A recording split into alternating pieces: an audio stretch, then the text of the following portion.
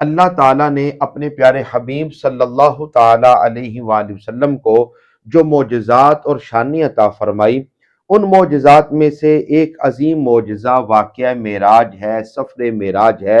جو 27 رجب کی رات کے تھوڑے سے حصے میں اللہ کریم نے اپنے محبوب کو عطا فرمایا، جس کو قرآن پاک میں سورہ بنی اسرائیل کی پہلی آیات سبحان الذی اسری بعبدہ،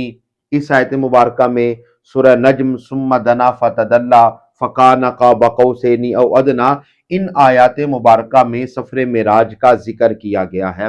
نبی پاک صلی اللہ تعالی علیہ وآلہ وسلم ایک رات حتیم میں آرام فرما تھے، جبریل امی بارگاہ مصطفیٰ میں حاضر ہوئے، اللہ تعالیٰ کے ارادے سے آگاہ کیا۔ نبی پاک صلی اللہ تعالی علیہ وآلہ وسلم آپ اٹھے، بیدار ہوئے، زمزم کے کنویں کے پاس گئے، آپ کے سینے مبارک کو چاک کیا گیا،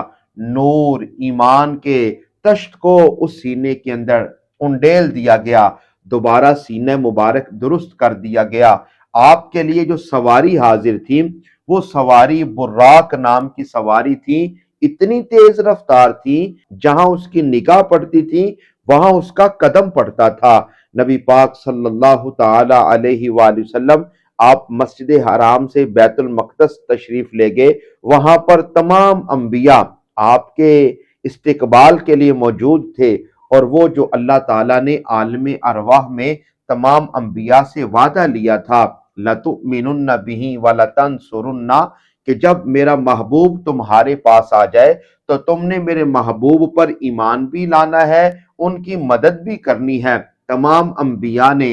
امام الانبیاء کی اقتداء میں نماز ادا کی اور اس وعدہ خداوندی کو پورا فرمایا۔ نبی اکرم صلی اللہ تعالی علیہ وآلہ وسلم آپ کا پھر بیت المقدس سے آسمانوں کی طرف جو سفر شروع ہوا، پہلے آسمان پر حضرت آدم علیہ السلام سے ملاقات ہوئی، ساتویں آسمان پر حضرت ابراہیم خلیل اللہ علیہ السلام آپ سے ملاقات ہوئی۔ آپ بیت المعمور کے ساتھ ٹیک لگا کے ذکر خداوندی کر رہے تھے، آپ سے ملاقات ہوئی، اور پھر ساتویں آسمان سے سدرۃ المنتہا، وہ لامقام جس کی منزلیں جو اللہ تعالیٰ نے عنایتیں فرمائی وہ خدا جانتا ہے یا خدا کا رسول جانتا ہے۔ اللہ تعالیٰ نے اس رات ایمان والوں کو